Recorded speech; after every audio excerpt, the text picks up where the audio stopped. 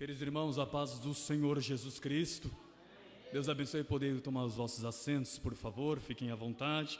Que Cristo nosso Senhor possa abençoá-los ricamente, em nome de Jesus. Aos irmãos que estão nos acompanhando pelo vídeo de casa, que Deus também possa te abençoar ricamente em nome de Jesus. Seja muito bem-vindo a este canal, que Cristo possa te iluminar e abrir o seu entendimento aqui esta noite, para que você possa compreender um pouco acerca desse assunto tão importante que a palavra de Deus nos testifica.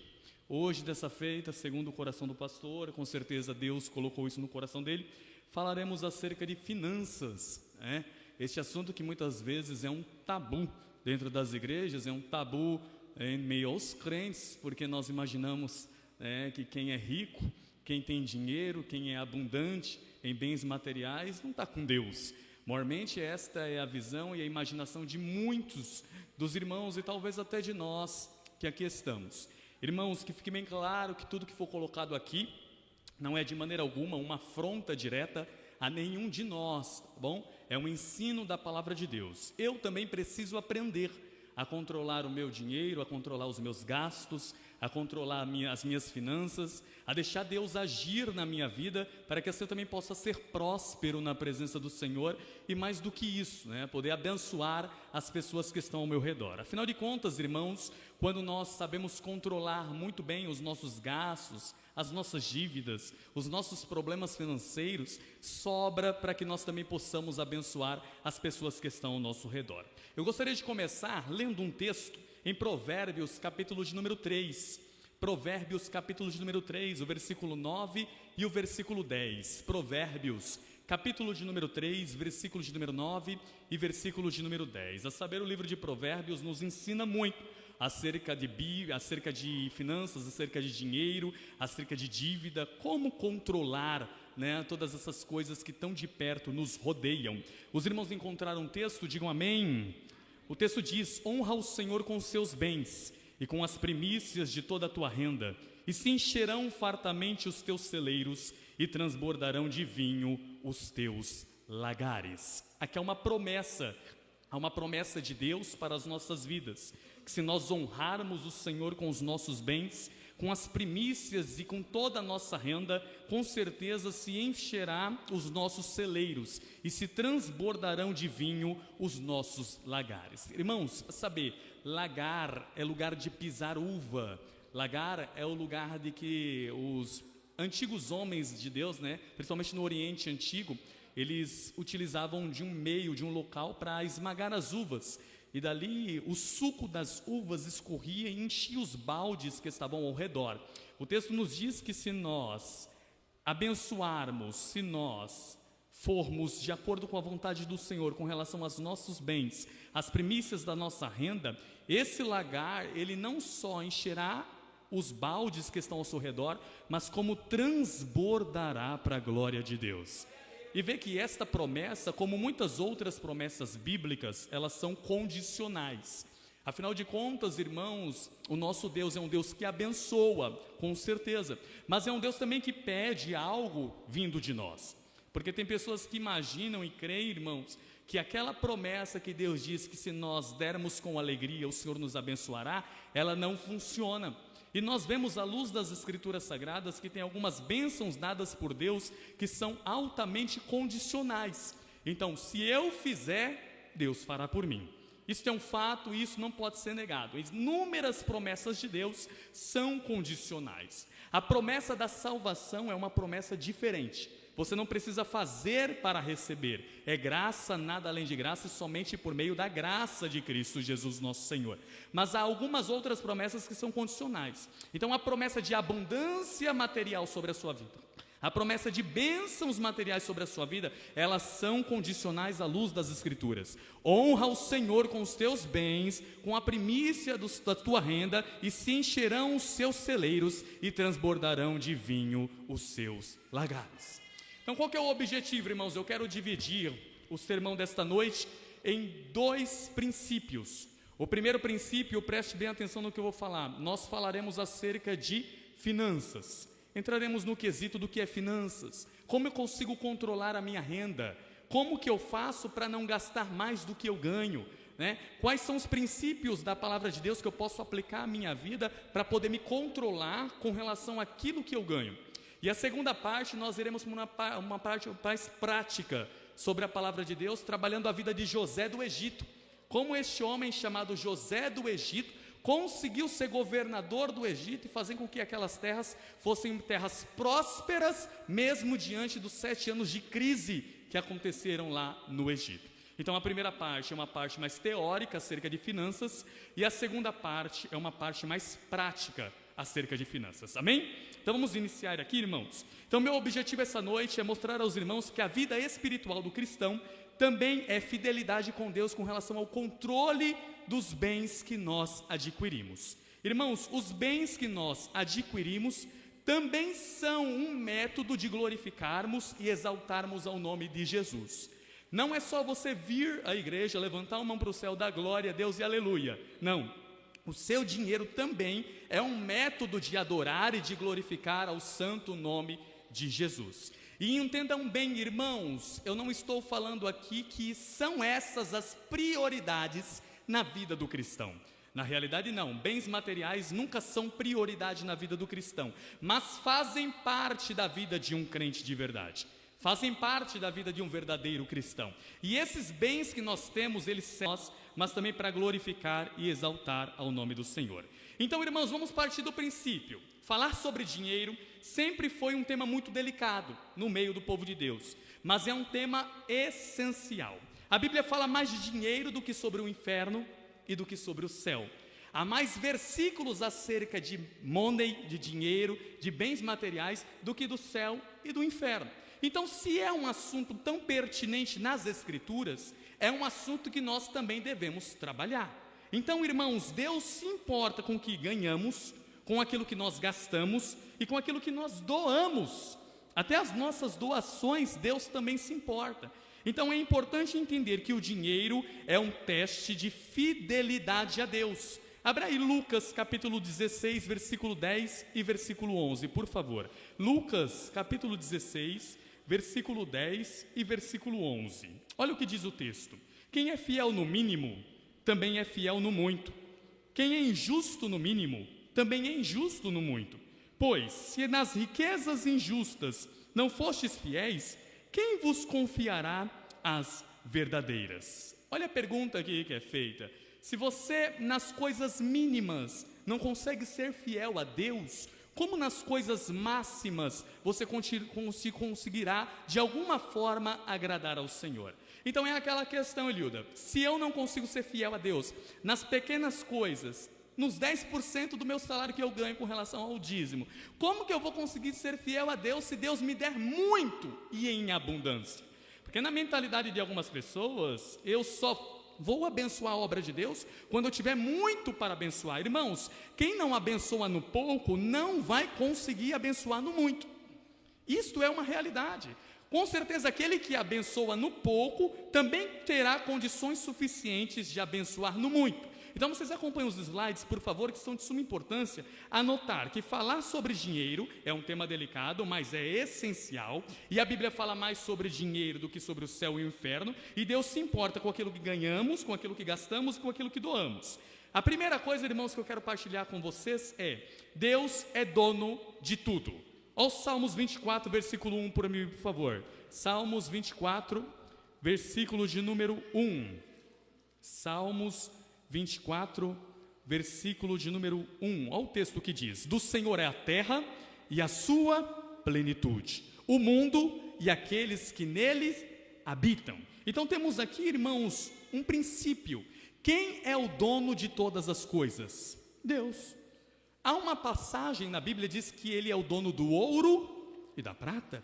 Deus não carece, não necessita de absolutamente nada que venha de nós. Deus em si mesmo, Ele é suficiente. Deus não necessita das mãos humanas para absolutamente nada, Armando. Mas a Bíblia diz que esse Deus que é dono de tudo, nos faz mordomos daquilo que Ele tem. E o que Deus tem? Deus tem os céus e Deus tem a terra.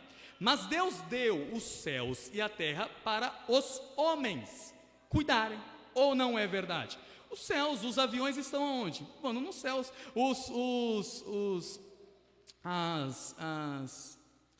Os satélites estão aonde? Estão nos céus. É ou não é verdade? O homem é governante das alturas, assim também como o homem é governante das coisas terrestres. Então, se Deus nos fez mordomos, administradores, nós automaticamente devemos imaginar que não somos dono daquilo que Deus nos deu.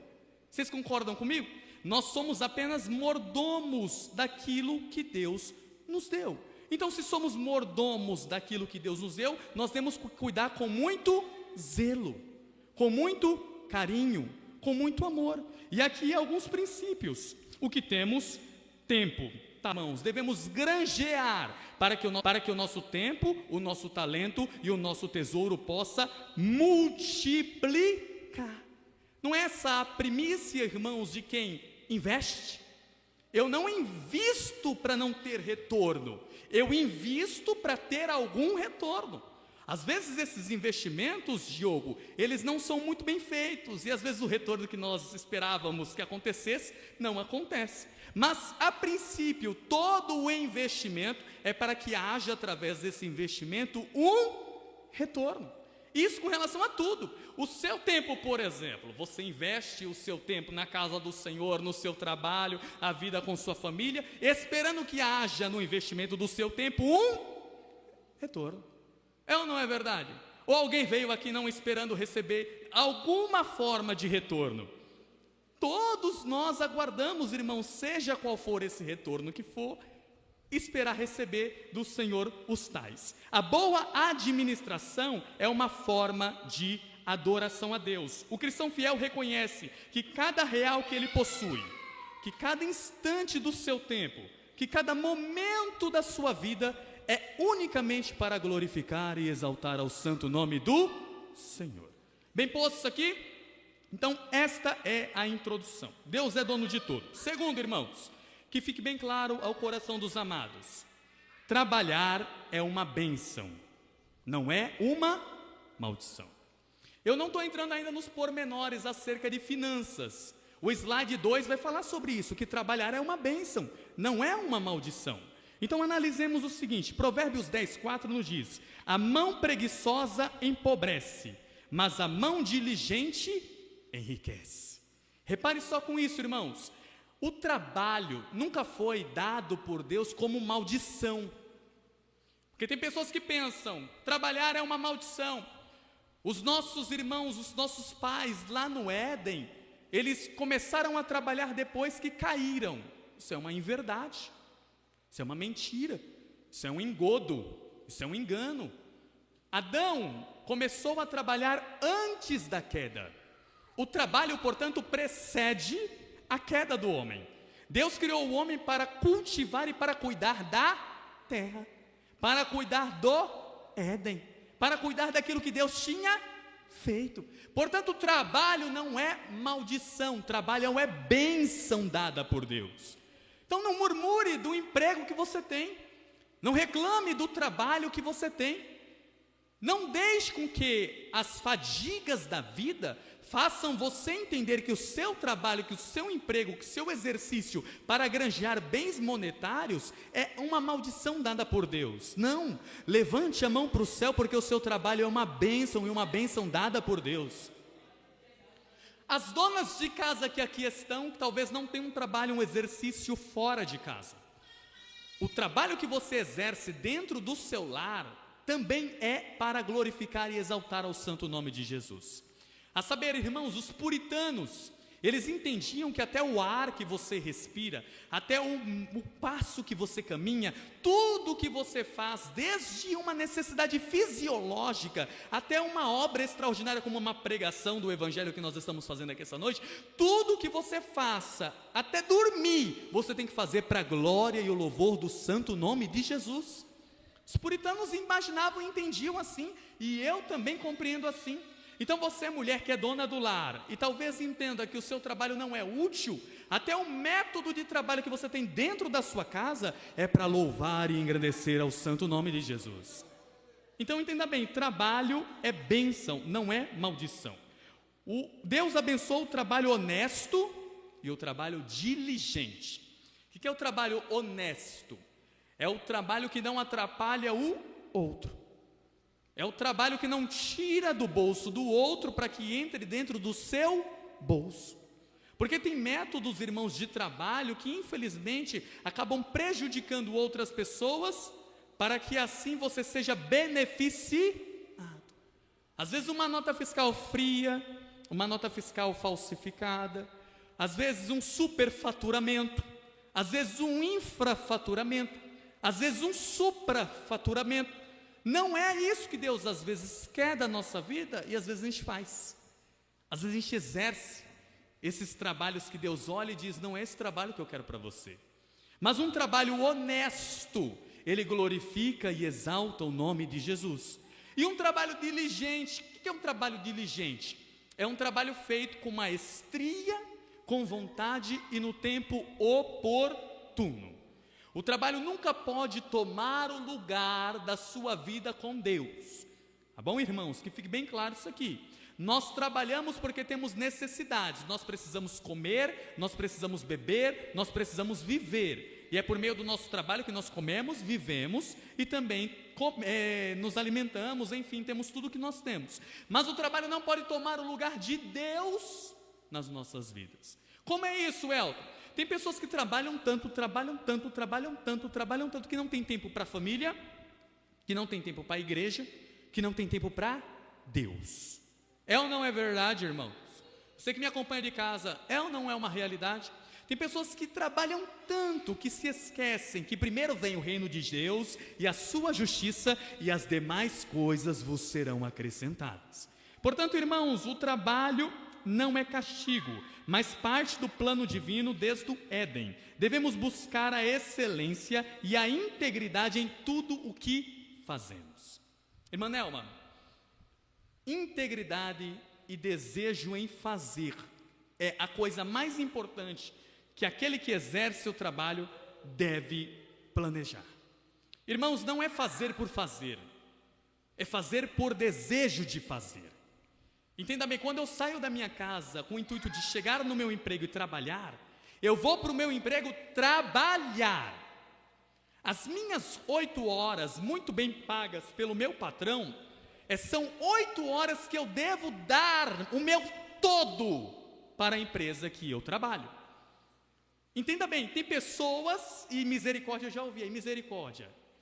E fala em misericórdia mesmo, porque é meio assim que funciona. Se eu estou no meu ambiente de trabalho, eu estou lá para trabalhar. Se eu estiver no meu ambiente de trabalho, pastor, e estiver fazendo tempo, além daquilo que eu devo exercer no meu ambiente de trabalho, eu estou roubando o meu patrão.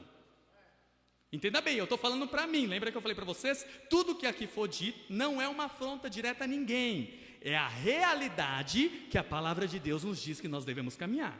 Se o trabalho é uma bênção, e se eu devo trabalhar, no meu ambiente de trabalho eu tenho que estar ali para trabalhar. A igreja não é diferente. Se eu estou na igreja para louvar e adorar ao Senhor, eu vim para a igreja para louvar e adorar ao Senhor. Nada que seja feito superficialmente, além disso, de alguma forma glorificará e adorará o nome do Senhor.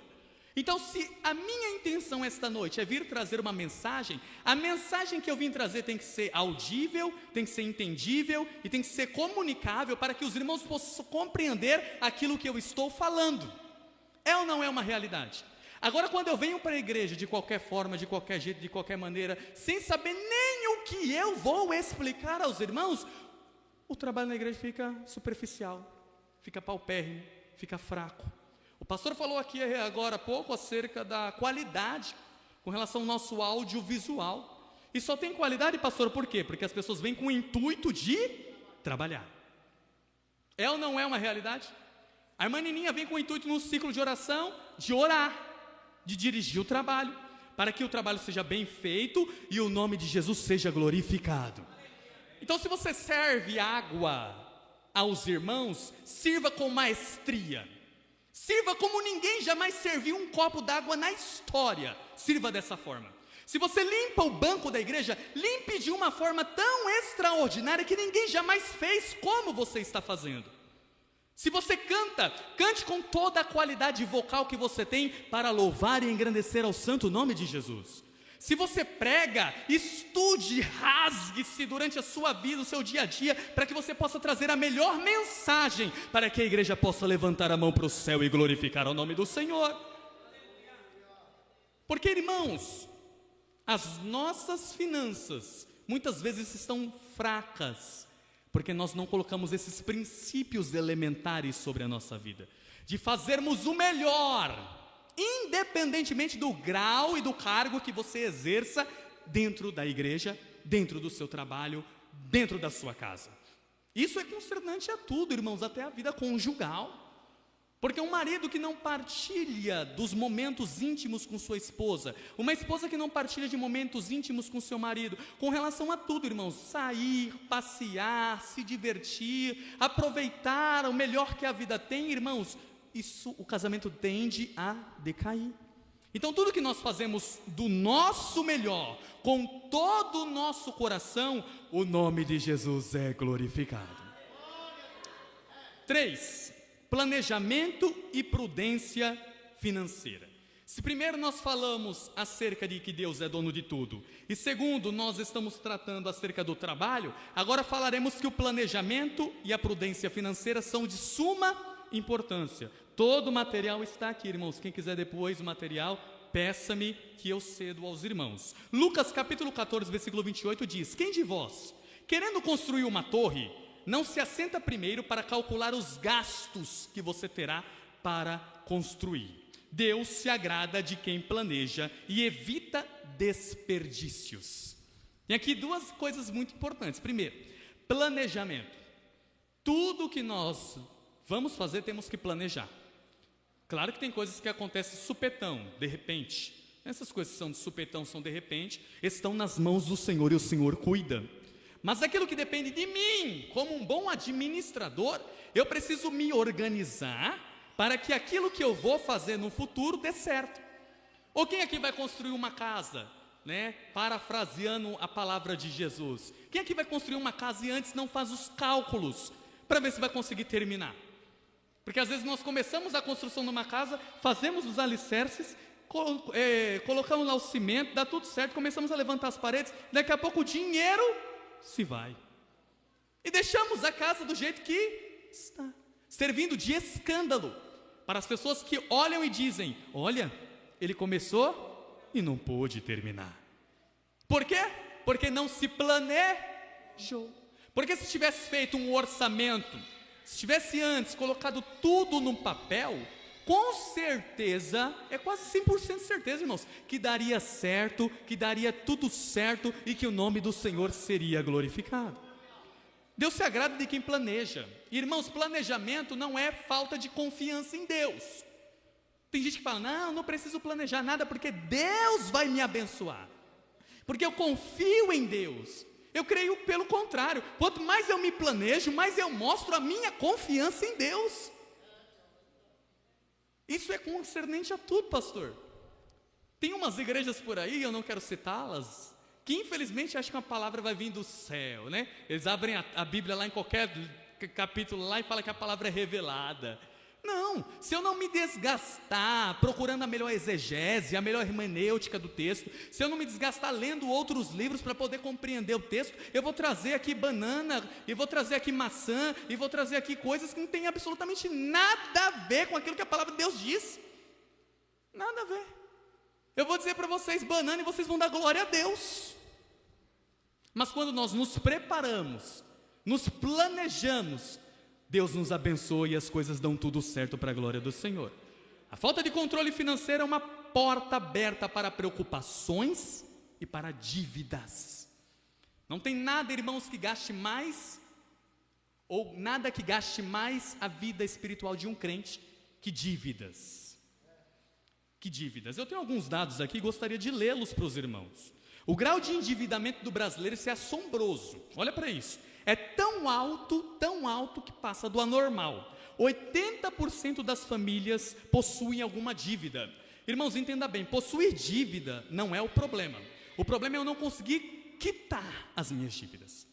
O problema é eu não conseguir pagar as minhas dívidas. Vamos lá, eu comprei um apartamento de 300 mil reais, coisa boa, você está com uma dívida de 300 mil. Eu fiz lá em 30 anos, maravilha, em 30 anos você pagará, coisa linda, maravilhosa. Você tem uma dívida, mas o problema não é ter, o problema é não conseguir cumprir com suas obrigações para o pagamento dessa dívida. Eu adquiri um carro, um exemplo, e não consegui quitar as parcelas do carro que eu adquiri. Eu precisei pegar o carro e devolvê-lo ao banco. Você repare só como funcionam as coisas. O endividamento, irmãos, e a inadimplência são coisas distintas. Todos nós aqui possuímos alguma dívida, seja ela qual for, até mesmo com cartão de crédito. Todos nós possuímos alguma dívida. Então dizer eu estou devendo não é problema. O problema é dizer eu estou inadimplente. E o que tem de brasileiros inadimplentes é importantíssimo analisar isso. São 30% das famílias brasileiras estão com o nome no SPC ou com o nome no Serasa. Esse número é assombroso porque quando eu olho para países desenvolvidos, como os Estados Unidos da América, como a Suíça, como a Suécia, países europeus como um todo, esse número cai para 6%. Irmãos, o número não só triplicou, sextuplicou. O brasileiro, ele é, por suprassumo, inadimplente. E o pior, irmãos, que eu digo que 25 a 30% dos brasileiros são crentes. Agora, esses números não batem, pastor. Como 30 a 40% da população brasileira é evangélica, e nós temos 30% de inadimplentes em nosso país. Alguma coisa está errada. Se eu fizer um cálculo muito rápido aqui, irmãos, e muito por cima, eu vou entender que pelo menos desses 40% de evangélicos que tem no Brasil, se 30% da população nacional é inadimplente, pelo menos metade disso está no meio do povo de Deus. Aí o que acontece? O crente vai comprar alguma coisa no mercado e diz, eu sou crente. O dono do supermercado fala, problema é seu. Se você não tiver cartão, se não tiver dinheiro, você não vai comprar. Porque antigamente a palavra tinha muita autoridade, né? A pessoa falava, eu sou crente, a pessoa lá liberava porque sabia que aquela pessoa ia pagar.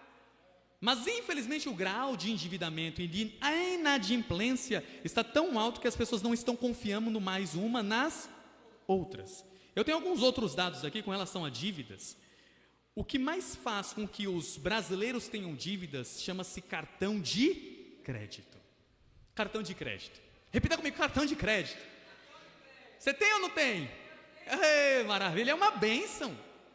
Pastor, não tem nada melhor que cartão de crédito. Cartão de crédito é coisa gloriosa. Ei, um cartão de crédito com um limite bom, coisa gloriosa. Mas nós devemos saber como utilizaremos o nosso cartão de crédito. Quer ver só, irmãos? A maioria de nós aqui que temos cartão de crédito, o limite do nosso cartão de crédito, na maioria das vezes, é maior do que o nosso salário. É uma realidade ou não é? Na mentalidade de algumas pessoas, se o cartão de crédito tem um limite de 5 mil e essa pessoa ganha 2 mil, logo essa pessoa tem 7 mil reais para gastar. Tem algumas pessoas que pensam assim. Não, eu tenho 7 mil para gastar, eu estou com muito dinheiro porque eu tenho 2 mil na conta corrente, que é o meu salário, e tenho 5 mil no cartão de crédito, lógico que eu tenho 7 mil. Irmãos, isso é uma ilusão. Porque os 5 mil do cartão de crédito não é seu, você está tomando emprestado para depois cobrir com os seus 2 mil da sua. Vocês conseguem compreender como as coisas funcionam? Por que 72% das pessoas que estão endividadas dentro daqueles 30% lá que eu mencionei, estão endividados com cartão de crédito? Porque se iludem. Se iludem. Para que serve o cartão de crédito? O cartão de crédito serve para momentos esporádicos, de uma dívida que você não tem condições agora de cobrir com dinheiro físico. É isso? Uma emergência. Por exemplo, o carro quebrou. Usa o cartão de crédito. Vou comprar uma geladeira nova porque a geladeira já está muito velha e a mulher mandou trocar. Cartão de crédito.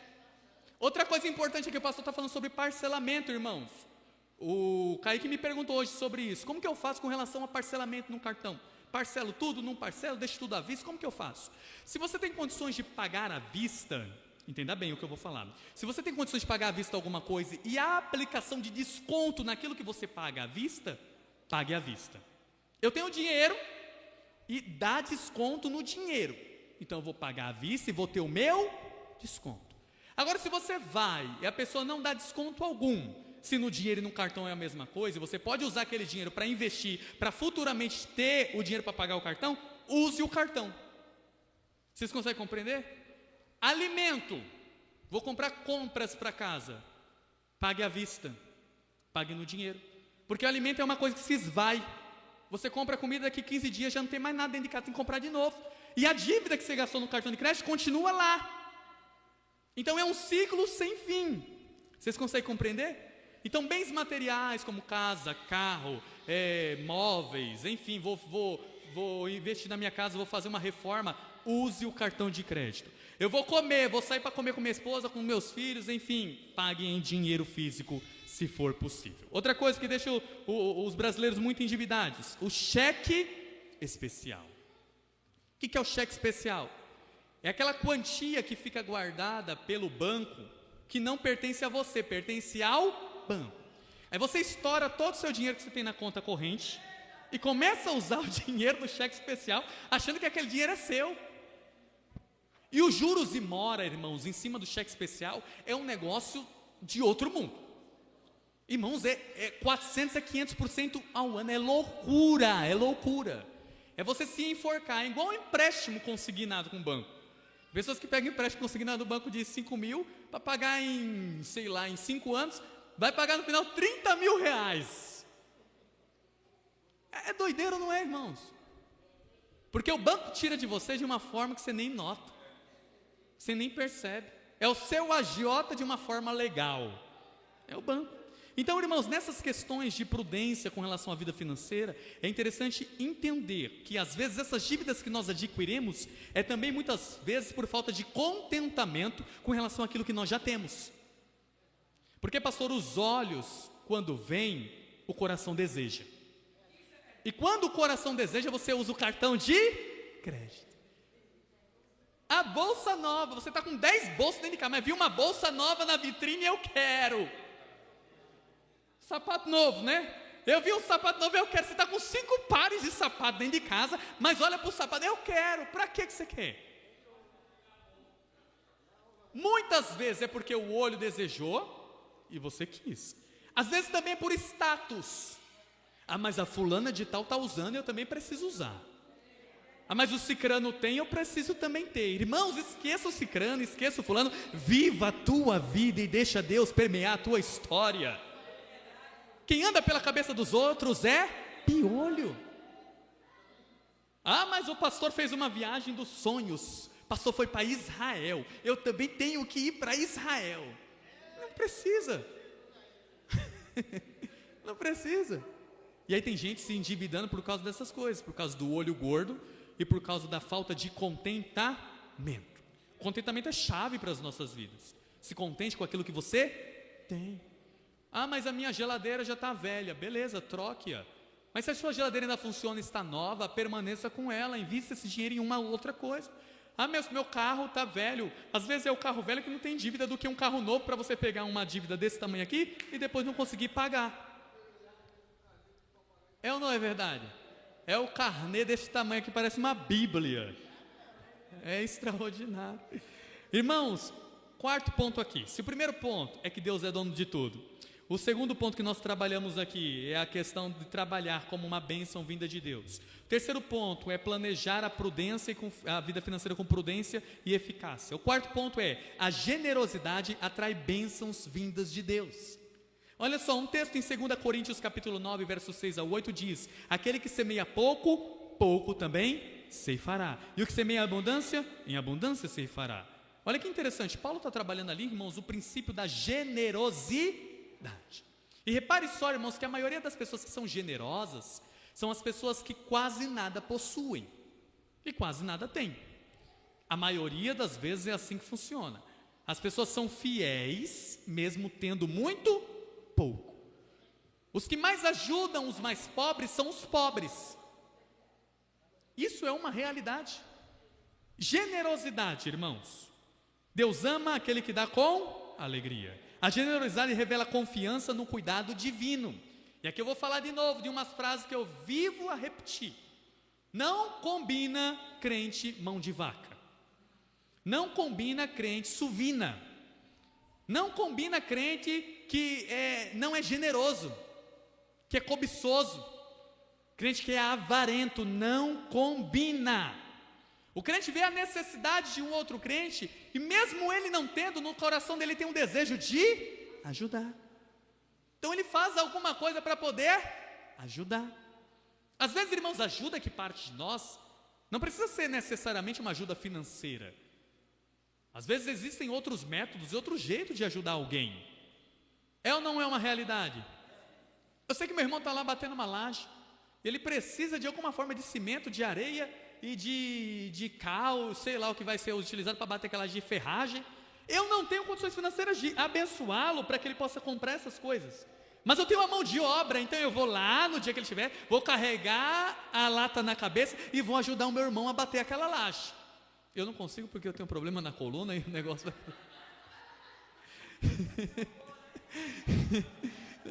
Mas se eu puder ir lá ajudar a comprar um pãozinho, né, colocar uma salsicha dentro do pão e doar lá para os irmãos pelo menos se alimentar, eu farei para a glória de Deus.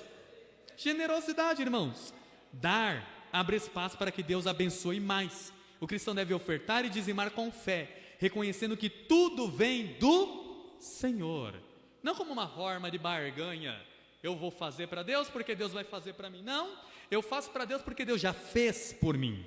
Eu abençoo porque eu já sou abençoado. Eu compartilho porque já compartilharam comigo. Eu ajudo porque já me ajudaram. Vocês conseguem compreender? Todos nós somos devedores de gregos e troianos. Todos nós somos, irmãos, porque alguém um dia já estendeu a mão para nós. E se nós hoje temos, levante a mão para o céu e abençoe alguém, pelo amor de Deus. Abençoe alguém, pelo amor de Deus. Seja generoso. Bem colocado isso aqui? Irmãos, tem alguns estados com relação ao endividamento, e os estados mais pobres do Brasil são os estados também mais endividados. A saber, o estado do Tocantins, o estado do Piauí, o estado do Maranhão, o estado do Pará e o estado da Amazônia. São os estados mais endividados do nosso país. Claro que tem pessoas com menos condições financeiras e portas de emprego bem mais fechadas do que nós aqui que estamos em São Paulo, por exemplo, temos. Até com relação a isso, nós também somos privilegiados, sabia? Morarmos, por exemplo, em São Paulo. O pastor é do Paraíso, né? O pastor é lá da cidade de Ilhéus, na Bahia. É um paraíso tropical, um negócio extraordinário. É um lugar bom para você ir passear, ficar um mês lá. Mas para trabalhar lá, pastor, eu sei disso, é complicadíssimo. É complicadíssimo, né? Então aqui nós estamos, graças a Deus, num paraíso fiscal. Nós estamos na cidade de São Paulo, num cosmo metropolitano, acho que é a terceira maior cidade metropolitana do mundo. Emprego não falta.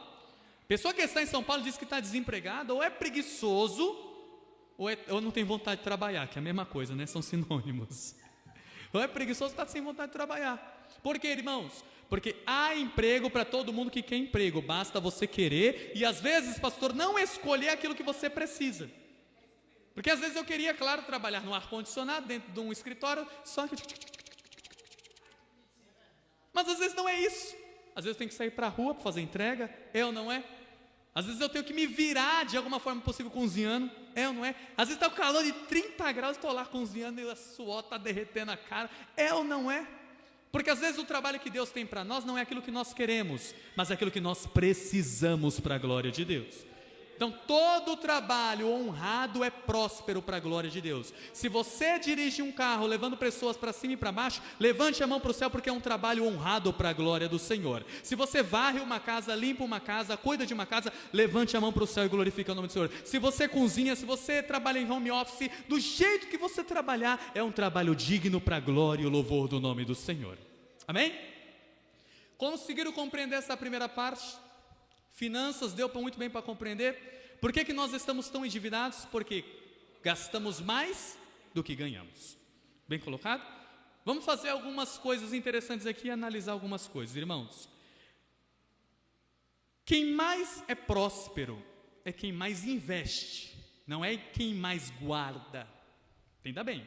As pessoas mais prósperas não são as pessoas que mais guardam dinheiro, são as pessoas que mais investem o seu dinheiro.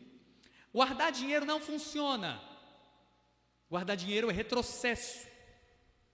Agora, investir o dinheiro guardado é um avanço.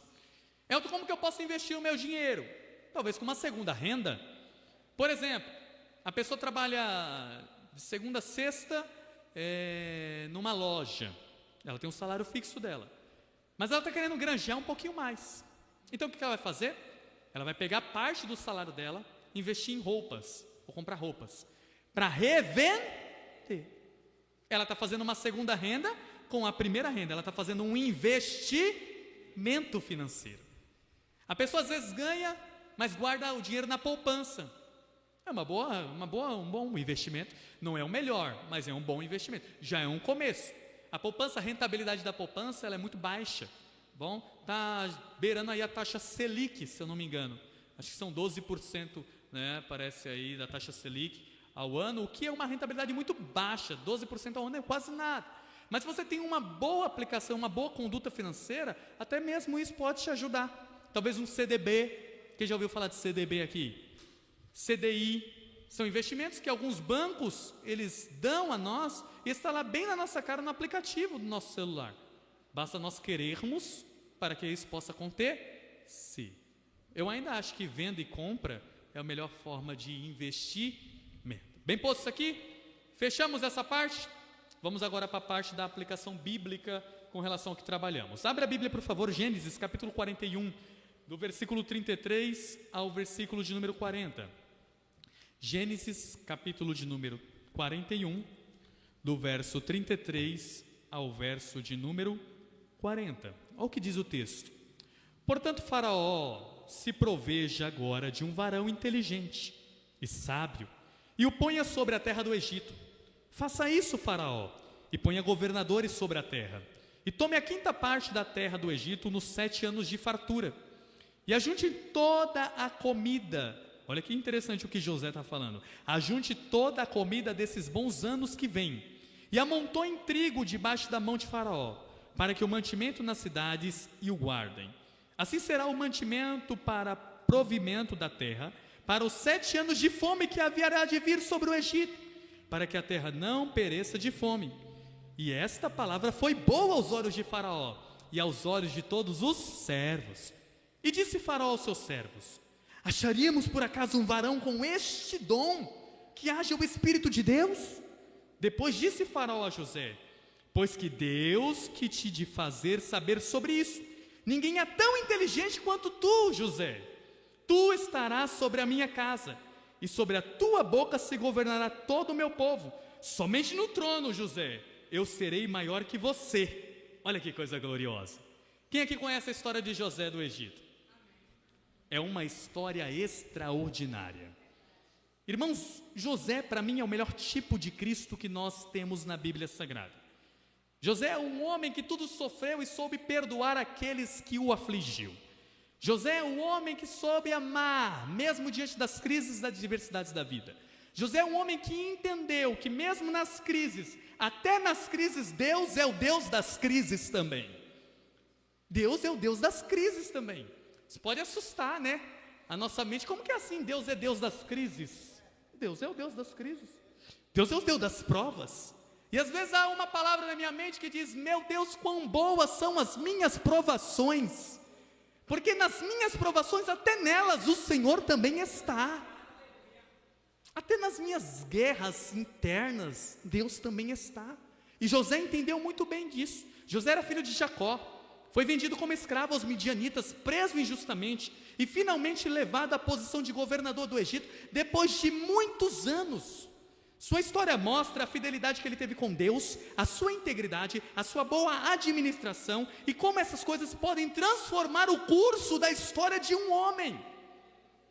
Como eu, entendendo que Deus governa tantas coisas boas quanto as coisas más, podem modificar a minha vida, podem modificar as minhas finanças, podem modificar o meu modo de viver, podem modificar até o meu modo de pensar. Porque, irmãos, na nossa mente está aí o texto. Às vezes nós imaginamos que Deus só está nas coisas boas e lindas que acontecem. Só quando a conta está bem no azulzão e eu estou passeando para cima e para baixo de avião, que Deus está me abençoando. Não. Às vezes até na crise dentro da tua casa, só tendo ovo para comer e arroz branco, Deus também está no ovo, no arroz branco, te dando graça. José entendia muito bem disso. A prosperidade, na verdade, irmãos, é o fruto da fidelidade e da boa administração guiada por Deus. Porque, primeiro, José tinha uma visão dada por Deus. Está nos versículos de número 25 ao versículo de número 32. Primeiro, o princípio da prosperidade começa com discernimento espiritual. Não tem como eu ser próspero se eu não tiver um discernimento espiritual. Elton, como assim? Você está misturando discernimento ou coisas espirituais com o quesito do financeiro, do administrativo? Sim! Como eu disse para vocês no começo, como os puritanos imaginavam, eu também imagino assim. Um passo que eu der é para glorificar e exaltar o nome do Senhor. Um banho que eu tomo é para o nome do Senhor ser exaltado. Qualquer coisa que eu faço é para que o nome do Senhor seja glorificado. Logo, para mim, não existe, pastor, coisas espirituais e coisas não espirituais. Ah, mas a minha vida secular não tem nada a ver com a igreja. Irmãos, não existe vida secular para um crente. Tudo para um crente é espiritual. A simples maneira de você poder ir ao banheiro e urinar é motivo suficiente para você levantar a mão para o céu e glorificar. Porque tem gente que não pode urinar. Parece loucura, não? Para todos nós que temos saúde. Mas tem pessoas que não podem urinar. É uma coisa tão simples para nós. Mas para algumas pessoas é complicadíssimo. José entendeu que o sonho de Faraó era um alerta divino sobre o futuro econômico da nação e de todo o planeta na época. Repare que José pega uma coisa secular aos olhares de muitos. Haverá 7 anos de fome. Parece secular, né, pastor? O Brasil vai passar por uma crise, parece secular. Estou nem aí. Não é verdade? Essa mentalidade do secular. Eu sou crente, estou nem aí para o que acontece na vida, no mundo. Não. Para você que é crente, até o que acontece na política é importante. Tudo que acontece ao seu redor é importante. Porque para o crente não tem secularismo. O crente entende que tudo é espiritual. E José entendia isso. Quando ele teve a visão, o sonho interpretado, ele entendeu que durante os 7 anos de fome, deveria estocar, deveria guardar, deveria investir. Por quê? Porque viria a dificuldade, viria a crise. Ah, eu estou na fartura, então eu vou gastar muito, eu vou fazer tudo que eu quero. Normalmente é assim. Estou cheio de dinheiro, todo final de semana é churrasco e sorvete. Churrasco, sorvete. Sorvete e churrasco. Churrasco e sorvete. Irmãos, não, às vezes no tempo de fartura, aí que você tem que guardar. Tem que estocar. Porque os 7 anos da fome vai chegar. São 7 espigas gordas e 7 vacas bem gordas. Mas as 7 espigas magras e as vacas magras vão chegar. Aqui não há uma surpresa para mim, também não tem que ser surpresa para os irmãos. O dia mau vai bater na porta de vocês também. Assim como vai bater na minha porta. O dia mau vai chegar para todos nós. Então, se você hoje está na bênção, guarde, para que quando o dia da prova chegar, você tenha como ser abençoado por Deus. Deus deu a José uma visão antecipada para se preparar, isso é planejamento inspirado. Muitos perdem o equilíbrio financeiro por falta de visão e de direção espiritual dada por Deus. Busque a direção de Deus antes de tomar decisões financeiras erradas. Tem pessoas que não buscam a Deus para comprar. Tem pessoas que não consultam a Deus para vender. Eu conheço a história de um amigo que foi vender e parecia que o negócio era bom, porque ele estava vendendo o dobro do valor que o negócio realmente era. O dobro do valor. A pessoa comprou pelo dobro do valor. A pessoa usou o bem dele durante meses e depois soube que ele vendeu pelo dobro do valor. Devolveu. E pior, devolveu completamente danificado. Tem coisas que parecem aos nossos olhos muito bem. Eu comprei por 10 e eu vendi por 50. Meu Deus, que bênção, que prosperidade. Às vezes o valor monetário que você ganha com relação à aplicação que você faz da porcentagem em cima daquilo que você adquiriu, não é justo. Não é justo. Ou vocês acham justo e prudente você comprar por 10 e vender por 1.000? Não é justo. Irmãos, o mercado ele funciona assim. Se as pessoas que cuidam da parte da fiscalização souber que o comerciante está comprando por 10 e vendendo por 1.000, isso dá suprassumo no valor original da mercadoria. Isso é um erro, isso é um crime. É assim, não funciona, não é assim. Hoje, o Gabriel, por exemplo, sabe, o mercado está muito competitivo, principalmente nos e-commerces da vida, não é verdade? Então está tudo muito bem equilibrado. Então o nosso lucro muitas vezes é bem inferior àquilo que nós queríamos que fosse. O lucro é bem inferior àquilo que nós queríamos que fosse. Mas às vezes é esse lucro inferior que Deus nos abençoa. Porque, irmãos, repare só comigo. A bênção de Deus recalcada, sacudida e transbordante, ela não atropela os princípios que Deus tem para a nossa vida. Princípios são mais importantes do que bênçãos dadas por Deus. Eu já preguei sobre isso aqui uma vez. E se eu aplico princípios, às vezes o pouco que eu tenho, Deus faz com que aquele pouco prospere e se torne muito. Pastor, às vezes a pessoa ganha tão pouquinho, mas é um dizimista fiel.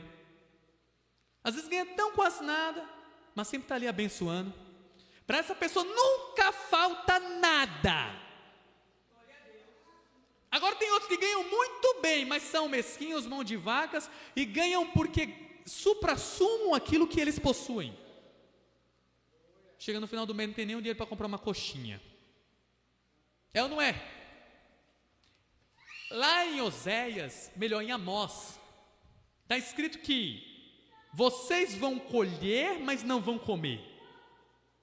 Vocês vão colocar o dinheiro dentro do saco e o saco vai estar furado, vai cair, não vai sobrar nada. Por quê? Porque vocês estão esquecendo-se dos princípios, de que é melhor ser do que melhor ter. É melhor ser do que possuir, irmãos. Às vezes nós imaginamos que as bênçãos do Senhor nos acompanharão a partir do momento que nós, de alguma forma, tivermos muito. Mas Deus já está te abençoando mesmo no pouquinho. A aplicação aqui para a vida de José é a seguinte, irmãos. Um homem como José é um homem que nós devemos ser. De que forma? É um homem fiel mesmo em tempo de escassez. É um homem que usa a prosperidade para abençoar os outros. Mande chamar os meus irmãos que estão passando fome lá na terra de Canaã. Mas eles fizeram tanto mal para você, José. Não importa, mande chamar eles, porque aqui tem bênção para mim, também tem bênção para eles também.